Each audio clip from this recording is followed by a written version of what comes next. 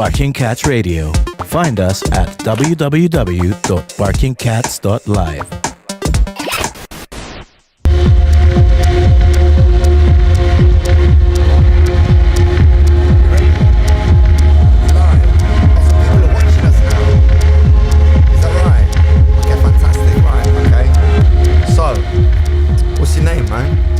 Socrates. I know what your name is. I know, all right, you know what I mean? So, okay, so we're here with Socrates. Do I have to look at the camera or can I look at Socrates?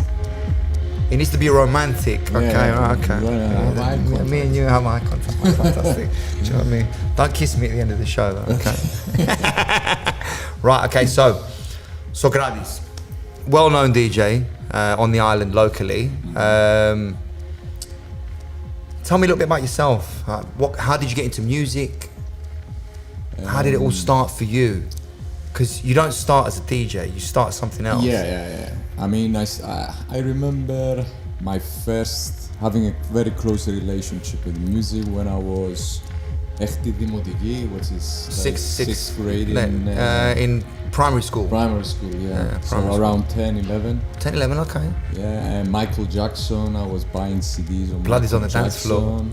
And a few other groups maybe, but I don't recall them now. And gradually, maybe within the next or 2 years, I became a metalhead. A metalhead? Yeah, I was into thrash metal. So you went from pop to metal? Kinda, yeah. See, I went from rap and hip hop to metal. Or to rock and then metal, but yeah, tell me. Thrash. Yeah, that's actually more connected, because you got, around that time maybe you had the emergence of new metal, which was... I went from Busta Rhymes to Limp Bizkit. Yeah, you see, What about you? Tell me. I don't know. I was really into Michael Jackson and some other pop stuff, and I don't know. For some reason, metal started appealing to me. I don't know. Maybe because I was becoming 13-year-old teenager. You know, had a lot of rage in me, as most teenagers do, and I think pop music didn't really do it for me. Okay. So yeah, it was metal for many years, like from 13 to 20, till I went to my first proper party of techno and house music. Okay. Let's go back to the metal though for a bit. Right? Sure, top 5 bands. I loved Pantera. I loved Cowboys from Hell, my friend. Yes, that was actually my favorite. Yeah. Black Sabbath. Okay. Shame about Ozzy. Yeah. But he lived a great life, I think. Yeah, he did. Yeah, he bit a head off a Batman. How many people can say that? Among other things. Among other things that we can't mention here. Do you know what I mean? Yeah. I was in love. My favorite band was Tool. Tool is fantastic. Fantastic. Man, I used to listen to Tool when I felt like nobody in Cyprus knew who Tool were. Like I assume you still listen to Tool. Yeah, I do still. Yeah. But 25 years ago, I was mentioning Tool and people were unaware of the band. They weren't. They're huge.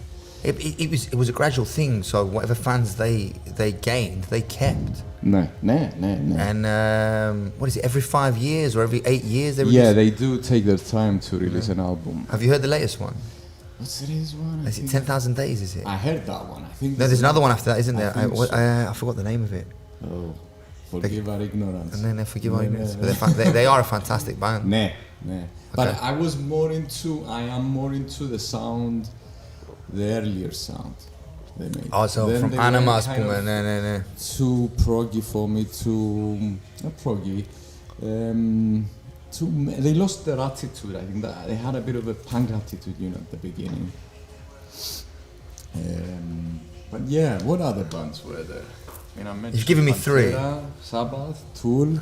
I was really into Swedish death metal. In Flames. Not death metal. Yes. Again, early days when they weren't that big. We have similar interests in music. Yeah. We do actually. Yeah. Okay. And then one more band. Sepultura. So Roots. Predominantly Sepultura, Cavalera or Derek May? No, Cavalera. Yeah. Then Soulfly. Nah, I like but mostly Sepultura. That's very aggressive music, though. Yeah, like I said, I think it was the time of being a teenager and having a bit of anger in me, you know. Okay, fair enough. And then you went to your first rave party. No, people in Cyprus used to take me. Yeah, they took me to my first rave party, which I don't even remember which one was it. Why don't you remember?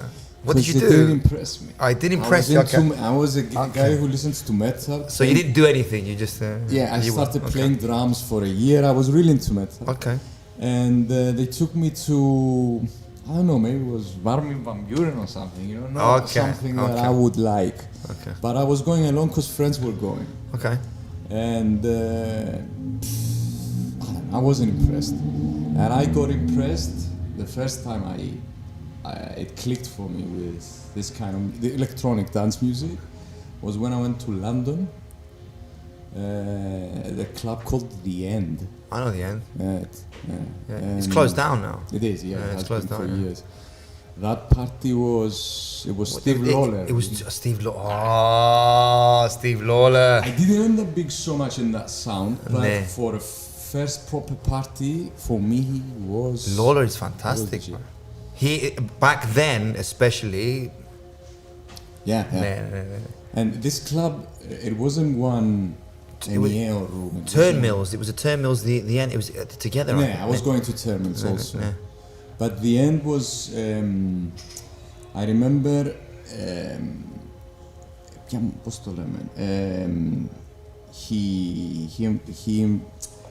He got me excited before I even saw the DJ. Like I was in a room where you couldn't see the DJ. Okay. And I started dancing, you know, and. After 1-2 hours, you know, I wanted to see who's this guy behind all this. Okay. And I don't know, when I saw him and I sticked around for maybe 1 hour watching him playing, interacting with the crowd, I don't know, it just clicked. I thought to myself, that's what I want to do. Okay. Yeah. But your music is nowhere near what he plays. What related maybe? Yeah, I don't know, I started playing the drums. And I wasn't feeling comfortable playing the drums, having to find bandmates. Okay. Just so much, and it was hard playing the drums, like learning the first year. Okay. I was still in my first year. Okay. And I don't know, it seemed and it is a lot easier to DJ than play the drums. Okay. And I don't know, it kind of gave me, I felt that I'm closer to expressing myself through music if I do this. Okay. So that was maybe another So reason. this was, what year was this? When you went to see Lawler? So I'm moving from the drums. First year of 22 maybe, 21. No. No, and when I finished the army, 19. 19. So... 19 to 20. Okay. So, I mean, how old are you now? If you don't mind saying. I'm almost 40. Almost 40, okay. So you're looking at 21, 2003, 2004. Lawler was at his peak then. Yeah. He was at his peak. And he gave me that impression. Yeah. You know, in the club, he had total control. Yeah, a lot of vocals as well, but more like soulful vocals, housey vocals. There was maybe not so much that night because it was a lights out night, something like that. Okay. So maybe, I'm assuming now, because I don't remember everything clearly. I was also highly when I say vocals, I don't mean singing. He has a lot of spoken word. Yeah, for sure. Yeah, a lot of spoken word in his. But I felt that, you know, it was lights out, and I felt that the name captured the vibe. You know, it was kind of dark. Sorry, there's people in the background doing things. Tell me, sorry I interrupt you. No, I'm just saying that the vibe was a bit dark. Okay. Maybe that had also. I was. By the time I listened to Steve Lawler, I was softening. You know, I started to love Tool more than the thrash metal. Okay. So, and I still think that there is something aggressive about this music. You know, it's quite loud, played on very loud systems. Okay. There's a lot of dancing, obviously. Okay.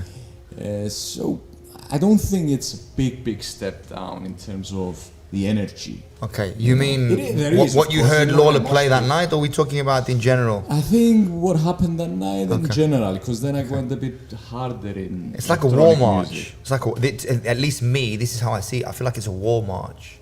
What do you see? You know, but it's there is aggression, but there's power, if that makes sense. Yeah, it's not just plain aggression. No. It's like me. Because the DJ tries to take you on a journey. Yes. So that's what's powerful, I think. Is that it's not just the psalms, it's everything. It's an experience, you know. And then, it's like, it's a very special, for me anyway. Like me, I started with rap, hip hop, moved to metal, and then when I was about 13, I went to my first rave, and that was it. I'm like, fuck. That's what happened with I'm me. like, what is this? That was it. And then, okay, so from there, explain. So party after party, how did you get into DJing? I started playing at house parties when I was a student. Okay. In Bath. In Bath. And I was playing more electro clash music. Electro. So there was. There's a relationship then between rock. what you do now. And with what I do now, yes. There is, because there is electro sounds in what you do now, but we'll get to that later. Yeah, but I think maybe I'm not using the right term, but that's what they used to call it then. It was a lot of electro music blended with rock influences. Okay. So there was a bit of element of new wave. There's not so much electro there per se, but there was elements in the music I was playing as a student at house parties that was influenced by rock music, I think. Okay. And slightly by metal, maybe. Okay. So I got mesmerized by Steve Lawler, but I didn't end up playing that music. Okay. Plus, I was playing something closer to. Okay, so. I'm just saying it because you made me wonder how I jumped from. But actually, playing music, I was very far from what Steve Lawler does. But I was. So you were playing vinyls, or I mean? No. So it was. Explain it to me. It was because the laptop. Just a laptop. Yeah, I was connected to a mixer, or okay. Oh yeah, I think I had a controller. I did have a controller. You had a controller, okay. No. Because back then, I mean, that was just when these things were like. I don't think these even existed back then.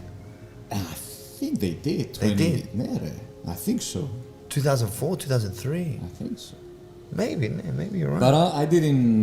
They didn't look like this though, for sure. No, they probably looked bulkier or something.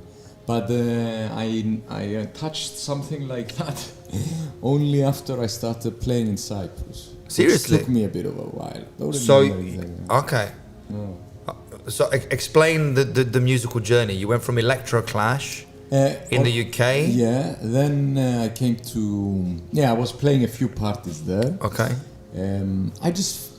I was also maybe adapting to the crowd because I was going to house parties and they were playing a lot of this music. So I thought, I dig this music, I can do something with it. Okay. And then I came to Cyprus, and I think the first thing I did was to find and meet Manic Mike. Seriously? Yeah. What year was this? I don't know, maybe first, second, third year of uni. I don't. I'm not too sure. So 2006. Mike told me once that there was this girl and came up to him and said, "Hi Mike, I'm Maria," or whatever. Yeah. And she said, "Oh, hi Maria." And after a minute or so, he asked her, "What's your age?" "I'm 35. "Oh, that's the age I met Socrates." That's what he told her. So Mike is now, I think, over 50. So yeah, maybe 17 years ago. 17 years ago, I went to see Mike when I was 23. Yeah, 2006. Nah. So that was, from my experience, the scene here started taking a dip. Yeah. 2006. Maybe earlier. I don't know. You know better. You know me. So me. I was still in England. So back when, so you had Mike, and Mike was with Alex James. They had Future Sounds. Mm-hmm. And then there was also Fire Island. Do you remember Fire Island? No. Okay, so I know the name, of course. But I used to hang around with them, and they started taking a dip right in 2006. I think, to be fair, if I remember correctly, we went to Future Sounds at Pavilion. They brought Sharam, I think. Okay. The rings of it. They brought Sharam. I think about then. I think after that there was no more parties, no more Future Sound parties. Around about then, did Guava open back then? I can't remember. It was a different place that was a hut. Man, we're going way back. Yeah, man.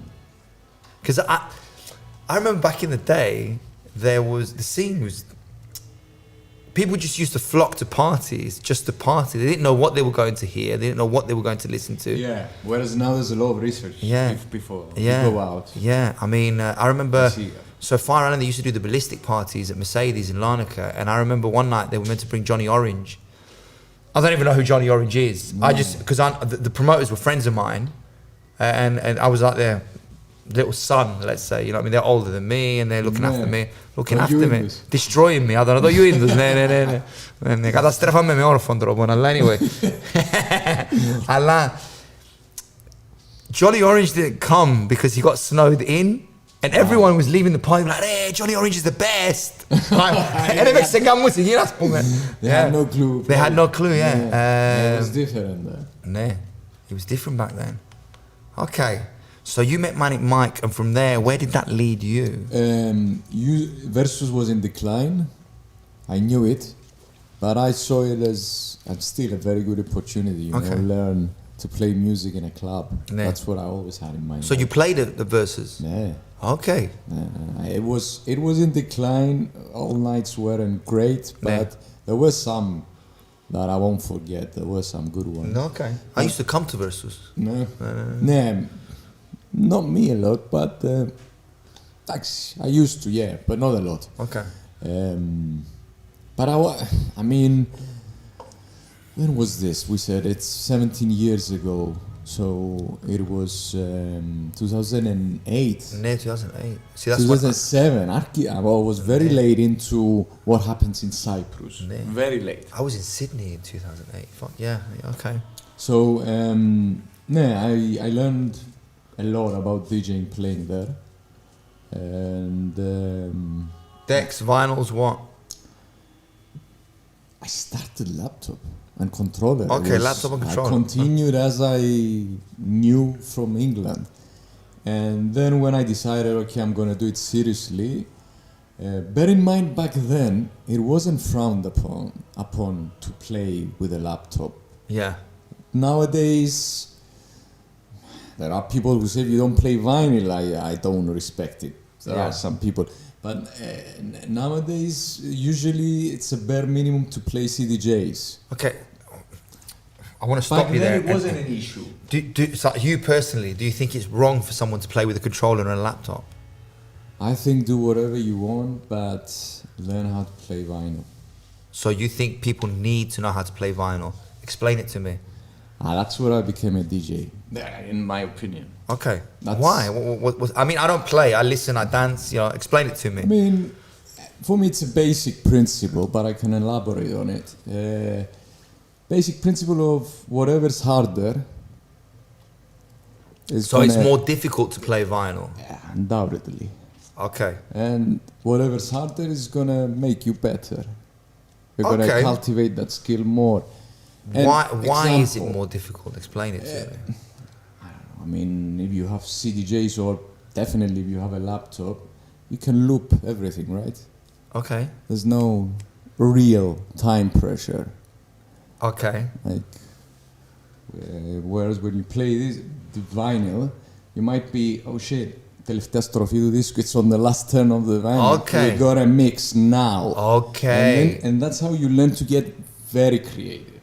Under pressure. Like you're gonna under pressure, yeah, under pressure, and not only psychological pressure, and the time pressure. That I gotta make something out of this mix in 20 seconds or 10 seconds, not 1.5 minutes or something. Okay, so someone playing with 4, pickups. That's crazy. Yeah, that's crazy. No, I've never done that. I mean, I've seen that myself. Yeah. No, that's crazy. That's crazy. But it's also going back to why I think every DJ will improve by learning vinyl. Okay. Is also because it's purely your ears, right? There's no screens. I think that plays a big role. Okay, so Yeah, you're right. Here, so you see what's you going see, on, you yeah. understand what's going on. Okay. Yeah, you see the breakdowns. I mean, you can see that if you have the luxury of having a lot of light in a place, yeah, you can see the breakdowns on vinyl also, but usually you don't.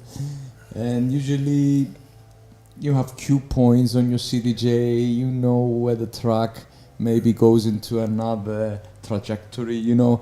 With vinyl, it's just gut feeling sometimes, you know, it's different. It's different, and that's why I feel it's necessary if you wanna improve your DJing.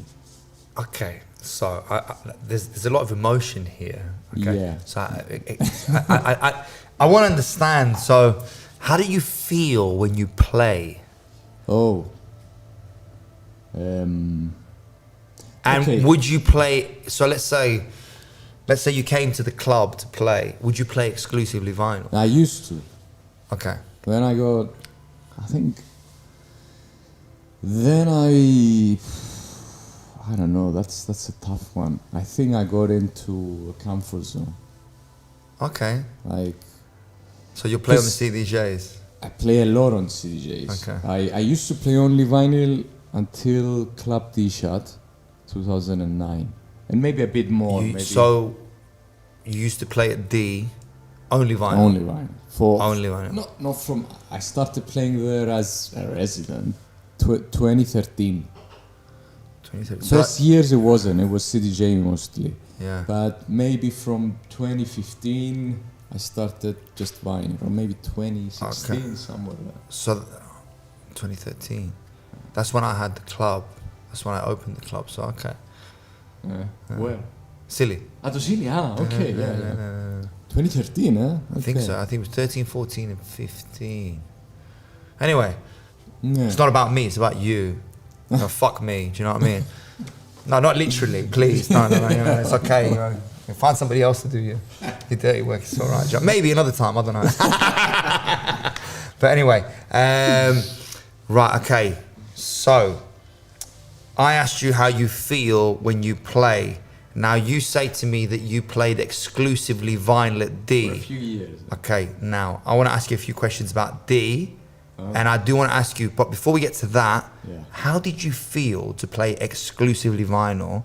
And obviously, so D was a world-class venue, in my opinion. Do you know what I mean? I mean, it was. I share that opinion. Yeah, it was. It was world-class. The sound was good. The set was good. Everything was good. It was like a tiny little Watergate, if that makes sense. Yep. Yeah. But it was world-class. There was issues, but we won't get into that. We won't get into that. Explain the experience of playing vinyl. Explain it to me. How does it make you feel? I want to, emotionally, how is it? Because you said there's pressure and you're sort of, you know, I don't know how to say this in English. It's basta in brisa. Nah. Yeah, so it's like, you know, story of my life, in basta in brisa. All'Eskimo, Ustaro. Like, see, don't get me wrong, you can be so organized on vinyl Okay. that you can perform without feeling you're on edge all the time, I think. Okay. Especially if you're experienced with vinyl. Okay. But, man, I don't remember. I remember just playing vinyl and couldn't even touch a CDJ. Like, You couldn't even touch the CD because repulsive almost, you you know. found it repulsive. Now I love it. Now I enjoy playing it. But then I was. Did you look down on people that use CDJs? Were you like, oh, you fuck off, you're not a DJ? I wouldn't. One DJ who plays only CDJs would never be my favorite DJ. Back then, never. But you wouldn't think, oh, he's, you know, not a DJ. No. No, okay. No. Because you don't have a condescending tone, you know. No, I've had this conversation with you before. Yeah? Yeah. No, I've said to you, I don't feel like you're a condescending kind of guy. Even though that's the vibe I got the first time. But But anyway, maybe okay. I give that vibe sometimes. Okay. But yeah, I think... So you feel like a DJ when you play with vinyl. You feel like, you know what, I am the DJ. Does that make sense? Yeah, you do, yeah. Yeah, man. If you play vinyl and you do it consistently and you have good results, let's put it that way, you do feel like I'm doing probably I'm doing probably the hardest. I'm DJing the hardest way. So if I'm pulling this off, then why not give some credit to yourself and say, yeah, I think now I'm proud of my DJing. You know? Okay, fair enough. 1, 2, 3 pickups. How many? No, man, no. I'm not that technically gifted. Man. 2. 2, yeah. 3. And there's DJs who like to play a lot of tools. There's DJs who are not that strict with song selection. Okay. I'm the other side. Like if I play something, it's because I love it. And if I love it, it doesn't need to be played for 2 minutes or with other 2 tracks and I need 3 turntables. Or 3. I just play two tracks. You can say that's not creative. And I see that. Like people who play with 3 decks or 4 decks, that's more creative. But I don't do it so much I just do it to do justice to my record pack. Like I love this music. I want people to listen to this music. I'm not gonna fuck about, you know. I'm not gonna add things to it. I do some edits beforehand, sometimes, very rarely. So yeah. Do you plan a set or do you just go with the flow? Okay, I mean, I think you gotta plan some things, but I do get anxious sometimes about a gig. I end up being a perfectionist and plan a lot of things. You have more hair than me, though, man. Huh? You got more hair than me, though. No, okay, yeah, maybe. Hereditary. No, I don't get anxious. It. You get it from the mother's side, I think. Or something. Everyone on my mother's side is bald, man. Hey, you see, man. Yeah, but I love it. Mine is no, it suits you. Yeah, thank you. There you go. See, it looks good. But sometimes when I get very nervous, I plan a lot, and that always works to my detriment. Because I lose the spontaneity, you know. I lose the real interaction with the crowd. You know, I'm more into the plan, and it's good to have a plan, but I think you should always allow that plan to fail. You know? Go with the plan, but let it fail. So take enough music with you, in case things go the other way. Sure, yeah. Okay, fantastic. So, D, tell me about D. Big chapter in my life. Yeah, I mean, D's closed now. They're saying it's going to reopen. We don't know. Reopen, yeah. For us, obviously, you know, we used to go.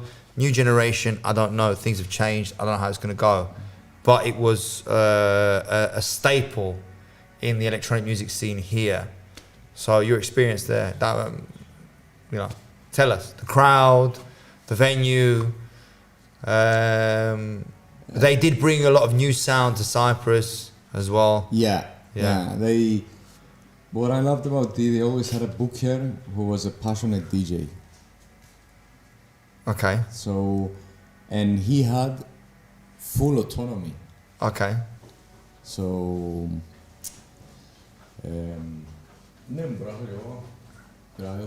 me refills. Refills! Sorry, I get a bit too excited sometimes. I do apologise. Do you know what? I want to interrupt you for a second. So, I don't DJ, but at varying points in my life, I've been I wouldn't say a chef, but I've been a cook. I've had my own business. I had a fish and chip shop. So I used to compare frying fish and chips to DJing, because I was there cooking food for people. They'd be queuing up like crazy, saying they want my food, and I would feel like I'm top on the world when I was frying. Anyway, on a Friday, I'd come downstairs. I'd be like, do you know what? I am the god of the frying range. Man, I would say to my staff, I am the alpha and the omega. You must bow down and bask in my glory. Is that how you feel it's like you see people dancing, right? And they're going crazy, you're like, yes. If it's going well, that's exactly what that's what you want. You have control. They want you to take them somewhere. And they want that. So yeah. And you like that. And you are metaphorically speaking cooking. I mean, don't know much about cooking. No, but it's just that the vibe is similar. Because like I used to have people queuing up from let's take an example. Kosovo lost to Slip, a queue on a Friday night, and all these really? yeah, and all these people. That's like how many meters? I have no idea, man. That's like more than Non-stop, and 100 meters. Yeah, I would fry on the Friday non-stop from 4:30 until 9 o'clock, and all these people were here because they wanted my fish and chips. Yeah. Wow. So, is that how it feels for you? They're like, all these people are here and they're going nuts and they want me. Yeah, I never had queues of 100 meters or. No, but you had the dance floor of 300-400 people, right? Yeah. Exactly. Perfect. Yeah, exactly. Yeah. Yeah, I see some similarities for sure. Fantastic. Okay. Now, tell me about D. Your experience in D. I loved how serious everything was about it. Maybe it was too serious at times, to be frank. Okay. I loved the design of the club. I loved the sound of the club. Okay. I loved the capacity of the club. Okay. Its It was intimate. Yeah, it was. intimacy. Yeah, very true. I love the fact that it might sound a bit cheesy, but every time I went into D, I felt like I was escaping Cyprus. Okay. It Nice. was like there's nothing like it. Nice. And there were, I don't know, I always felt this is something that maybe in another 5 lifetimes we're gonna have it. You know, I mean, it was just, ήταν πολλές συγκυρίες. It was a lot of things that happened for that thing to get to, for that club to It was the only place for us to born. go. Ναι. At that point, that would play after hours. Yeah, And it yeah. would go all night. And yeah, it would go. And it introduced a lot of people to music that they didn't expect to listen to. And he always had good DJs. Yeah. There was never. There was a lot of. Listen, there was some nights. Ναι. Εντάξει, you No, always do get. you know what it is? Yeah. I feel like there's two types of DJs, right? There's DJs that play for the crowd, and then there's DJs that play for themselves. I agree wholeheartedly. And both are impressive, Both can, yes. but the one that plays for himself sometimes Yeah. doesn't play for people to dance. Yeah. Like, I don't know, some people might say, why are you saying this? But, you know, like Radu, for example. Fantastic DJ, technically amazing. But sometimes, and I've heard him here, I've heard him in the UK, I've heard him in Romania. There are nights where he's crazy, smashing that, and there are other nights where it's like, I feel like I'm trying to take on his psychological problems because he's. I get you. You understand what I mean? And let's say that this is the music you have close to your heart. Yeah. Like this Romanian sound, Yeah, right? yeah. For people who don't know. Yeah. I'm not. I haven't listened to Radu enough times to say what type of DJ he is exactly. Yeah. But I can think of other DJs who do that, and I feel like when it goes wrong, it goes horribly wrong for those. But it's not wrong though. That's the thing. not wrong. Yeah. I mean, but I understand what you're saying. What it could have been. Nah. You know, like Nah. if you were a bit more interactive. So do you know? play for the crowd? Yeah, do you play? except if I'm very. There were times that I played and I was going through depression and anxiety. Okay. And those times I was to myself, sometimes playing to myself. But usually I'm a crowd pleaser, and I've got also friends who think that maybe I'm too much of a crowd pleaser sometimes. Okay. You know? I Okay. play something for the party that might aesthetically not appeal to them. Okay. So definitely I'm on that side. Yeah. But I also can go and play and maybe be a bit too in my mind, you know. Sometimes. Okay. I think it probably happens to everyone. Okay. Fair enough. So you enjoyed playing at D, you loved the venue, whatnot. You were a booker at one point for Yeah. D. 3 years. 3 years. What years were those? 16 to 19. 16 to 19. That was when there was a drop. So I think from 13 to 15, there was a lot of Row Minimal played in. Like almost every other week. Yeah. Jan Spasmatic was the booker. Okay, so that's his sort of thing. Yes. He likes that. Back then, I think since then is more gender fluid. If you like. Okay, gender fluid. Yeah, but Like gender fluid, gender fluid. Gender, sorry. Yeah. Gender or gender? Or Gender fluid. You got me confused. Gender, Okay, gender. not gender fluid. No. Okay. Because there's a big difference between the two, you know. Yeah. Like, you know, it's difficult to talk about genders nowadays. You know, it's like. But yeah, anyway, that's another point, another discussion, another time. Okay, so when you took over, what happened to the sound? What changed? I was heavily into DJs like Nicholas Lutz, DJ Mazda, Nicholas Lutz is very down tempo. No, he has down tempo sets, but he Okay. can be very aggressive. Really? Yeah. Okay. I mean, I haven't had that much experience with it. What I've heard. Techno, Okay. Because he plays live as well, doesn't he? No. He's only a DJ. I mixed him up with him up with someone else. Yeah. Okay. It was more of a nostalgic scene for 90s sounds in electro, trance, and techno, but like I said, a lot of genres. I mean, when I think electro, I think Tiger, Errol Alkan.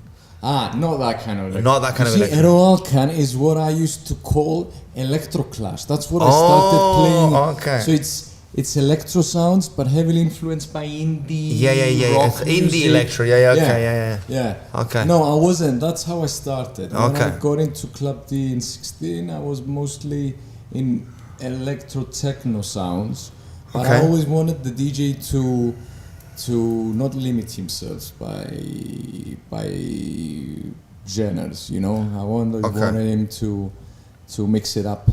Okay. And that's what these DJs were doing. And Okay. like Yannis before me and like Alex Tom before us. He was a booker there as well. Yeah. Okay, I didn't know that. Yeah, that's when it all started. This being a booker was an integral part of the club. He had autonomy. You know, Danny's the owner, wasn't getting involved that much. Okay. He would always have his ideas, but at the end of the day, it was the booker who was fully in charge of the music. Okay. So Alex Tom kind of started it, and then it was, maybe I'm not doing justice to people before, but that's my interpretation. It doesn't really matter. Do you know what I mean?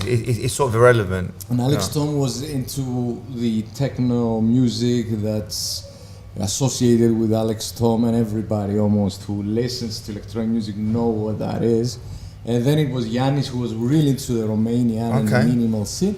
And then I came with this more party compared to Yannis. Okay. Music, more, not so linear playing, you know, more genres being mixed up and a bit faster. Fair enough. Yeah. Fair enough. That was the music. I mean, you are right. The sort of the minimal sound is very linear, but if it's played well, it's fantastic. Yeah. When see this, it's down in a rabbit hole. I mean, it's when it hits the peak, it's nuts. tunneling. Yeah. I appreciate that a lot when it's done. Okay. He used to play minimal. I used to, yeah. Do you want to talk? Come and talk, man. Come and say hello. No, that's. He's in the background. That's a very fair point. I used to play minimal, but I don't know. This might sound like something I shouldn't be saying, but I never felt that close to that sound. Fair enough. I was trying to feed in, maybe. Obviously, I appreciated a lot of things about it, but. I never felt that I was expressing myself fully by playing that music. Fair enough. Now I can play some tracks I used to play there, but I'm not going to keep the whole set or 1 hour or 2 hours minimum. But I was a bit like that. I was very ambitious as a DJ. I wanted to make it. You say I was? Yeah, now I feel I'm more doing my thing, doing it more for the love. Back then maybe I was adapting a bit too much, you know, sacrificing some of my own taste just to get gigs. I was like 25 years old. Okay, you know, so I was 26, 27. So you were selling your soul. And I was selling my soul, but I was selling myself to Shame play on you. places like Club D. Because I always thought if I get into Club D or Versus or these clubs, I'm going to learn so much. Did you? I can, after learning all this, I can express myself more maybe. But Okay. I want to have the skills, I want to have the experience. But this was me in my mid-20s. I don't regret it, but I wasn't following my heart that much. Okay, Yeah. fair enough. I feel insulted now. You see, I love minimal, but anyway, so you've hurt my feelings. No, man. I like minimal, but it's not. I'm joking. No, man. no. I'm joking. I told you, we had this discussion. I told you. It's a bit too vanilla for you. Yes. Yes. I want something a bit more edgy. And You want something, an electro. you want a bit of chocolate, a bit of mastica, a bit of tirandafilo, you know? Yeah, so you're the second guy today who makes me want to eat ice cream. Re, te lo pago todo! Okay. But yeah, No, I hear that, man. I like hear that. Radu, a lot of times he's edgy for me. You know, that kind of minimal. Although sometimes It's very experimental at times. Like, too yeah. experimental. Too that's minimal. the thing. Yeah. Yeah, maybe not. It's not a great example, but yeah, I found that electro has the attitude that you Okay. know, kind of like metal. You know, like it's more of a. So, I mean, I saw you at Juan, at Slip. I played before Juan. Yes. What did you think of Juan? Whoa, I think he's a very good DJ, and he's gonna become probably a great DJ. Okay. Because I quite liked his set. Me too. Nah. And it was do you know what? I found there was a lot of flow in the set. It was, yeah. And there was a lot of, I was listening to it, I was thinking to myself, how is he playing these tracks and keeping such because there was a linear flow in his set. But the tracks weren't necessarily very similar. No. No. But that's what I love. Okay. That's why a lot of my bookings at Club D didn't really live up to the expectation, because this music is very hard to play. So you booked for yourself, not for the crowd. So Είχε response. Andare, Είχε response. they didn't live up to the hype, Lalis. American DJs. Okay, fair enough. Ναι, επειδή ρίσκει μουσική, επειδή δεν είναι τόσο εύκολη. It's Ναι. not so easy to create a flow with this kind of music. Okay, so then when did that lead you? Because you know, after you left D, you started Ophan. Is that right? 2 years later. 2 years Or one. later. Ναι, Okay. ναι. Ναι, D ended. Because I mean, 2020. okay. It was, I think, don't remember. It was either 18 to 19 or 19 to 20. Okay. And 21 was the first Ophan party. Okay. Ναι. Because I was listening to, because obviously you guys are doing a night at the club on Saturday, well, tomorrow. Ναι, tomorrow. Yeah, tomorrow, with ναι. Revolt. Ναι. And I don't know, I've never heard this music before, so I had Varvara send me a few sets, because they're friends of hers. They play fucking good music. Yeah. Man. And we get this feedback from a lot of people. I mean, from people who are not necessarily into this music. Like Alex Tom sent a message to Alexis about Leo, one of the DJs who's playing tomorrow, and how he identifies with that music, how he likes that music despite not being the techno that Alex Tom plays. I mean, I was at home, and so she sent me a set by Leo. She sent me another set, Nafsika and Gus back to back at Datura. That was I listened to that set. That's sick. You like that set? That's I heard the live. I love that. So you were there live? Yes. Fuck you, I'm jealous, man. Oh, it was a great one. I thought, basically, I put it on, and my wife comes on, and she's like, "What's this?" I'm like, "This is what's playing at the club tomorrow." And we're not going to be there tomorrow because we've got other engagement. And she's like, "Let's cancel what we're doing and go to the club." That's what she said to me. I'm like, "Yeah, we'll see, maybe." I think. And these guys play exclusively vinyl, or mix. Nafsika does. I've still got players exclusively. Exclusively vinyl. The other two, I'm not sure. Okay, so she's I don't pretty think and so. technical. What she is? She's pretty and technical. I'm technical. No, I said she's pretty and technical. Ah, she's pretty and technical. Yeah, secondo me. Non morfice che c'è tecnica Ναι, skills. πιάσε, συμφωνώ. Ναι. Οι άλλοι δυο, Gus and Leo, I think maybe they do play a bit of CDJ, but they love playing vinyl mostly. Ναι. Okay, so tell me about Ophan. Explain the whole concept to me, the whole... We had COVID until, when was it, 2020? Yeah, 2020. Or 21? I think 21 was the first Ophan. He likes to speak in the background. Περίμενε, One day I'm going to bring you here. He's laughing as well. So wait, now we got 25. This was the fourth Ophan. So 24, 23, 22. The fourth Ophan. So this is the fourth party you've had? Yes. We have one every year. Okay. So 24 was the third, 23. So 22 was the first Ophan. Okay. So, but it felt like as if it was in 21 because the preparations were for Kadalavas. It was, I think, after we got rid of COVID. It was May 2022. That must have been a crazy party. People locked up in their houses. You know, how many? We had like 700 people. It was a 3-day party. Why 3 days? Why can't 12 hours, man? Have a fucking marathon. It was like a festival. It was like so people camping out. Yes, because that's what we felt was needed for people, you know, to get lost somewhere for hours after COVID. Yeah. I was frying all through COVID. Only locals. Okay. No single international. Only locals. 20 something, 23 DJs. Who? Ooh, you had Alex Tom, Yannis Plasmatics. So it wasn't exclusive to the sound that you wanted to No. Okay. First night was techno. Okay. Like RGK, Atesh. Okay.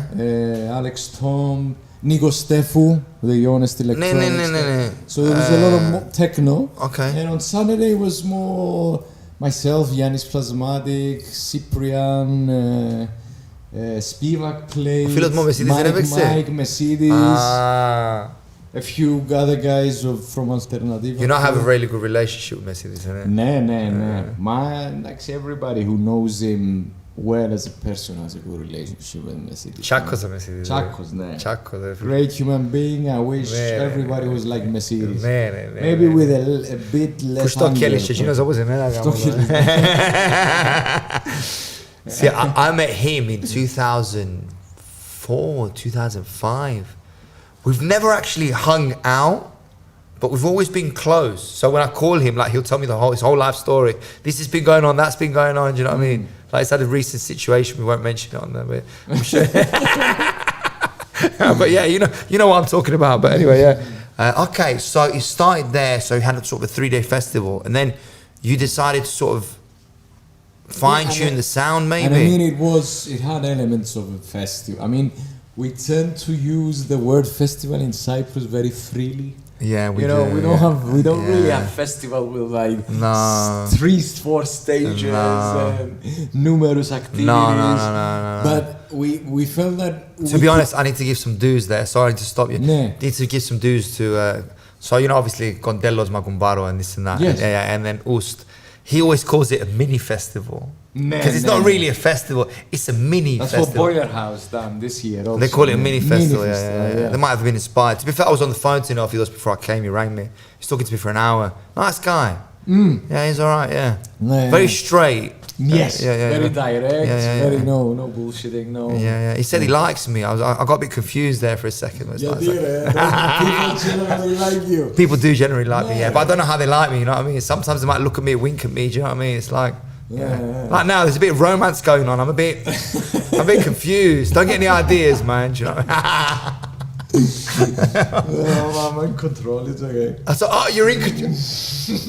What do you mean you're in control? It's like, would you make a move? No. How are you playing with it? It's all right, don't play with me. It's fine. Okay, so we went, because we're running out of time. Are we? Yeah, we are. How much time do we have? I think we've got like 6 minutes. Oh, really? Yeah. Wow, time has flown. Okay. I think it's gone well. It's gone really well, yeah. Yeah. I like you more now. I like you. No, I mean, I told you. No. Yeah, you're a good guy, man. So tell me, like, run it down for me. Tell Ophan, me. yeah, we did this first one. It was full of locals. We wanted all the good DJs. Maybe we left some out, but we wanted a lot of good people in the scene to play there. Okay. And then next year we felt that we don't. I don't know what it is exactly, but we felt that we're gonna go for a one-day thing. We lost the place. It was happening at Angels Hills. Okay. You ever been there? I know Angels Hills, yeah. And when we lost that, which is an exclusive, isolated, beautiful place of nature, Okay. we thought until we find a place for a festival, we're gonna do one-day happenings. Okay. And the opportunity came up to bring on Zer, who for me is the best DJ in the world. Onuro Zer. We brought him, he played Master the selector. second one. Yes. And then technically unbelievable. Then we did the third one with a similar philosophy, and the fourth one with How a did similar that go philosophy. with Onur? It went amazing. It was on a Friday in Gambia, and we had like almost 300 people, and his set was amazing. That went great. Nice. Then we had another one at Ithaki with Hisham. Hisham is also very good. I know for Hisham. me, yeah, he's yeah. the next. He's the next. It's one. French. Yes, French who lives in Belgium. Yeah. Okay, yeah, I know with Hisham. Algerian roots, hence the name. The name is Hisham, yeah. And last year we had Otis, who with Paul Lucian. Otis was the guy who launched the label for us. The inaugural release, the first release of Ophan, was by Otis. Okay. So you went that was from a big bringing thing for general us. artists to bring in people that released on the label. I'd like to do that. I'd like to Okay. offer them to get to know them better. Also, you know. Okay. I mean, you get to know people to a good degree when they release people on your label, but Okay. it's different if you have them over. They release people on your label. When you have people releasing on your label. People So- releasing on you confuse me. They release people Sorry, on your no, label. No, I don't release people. I release records.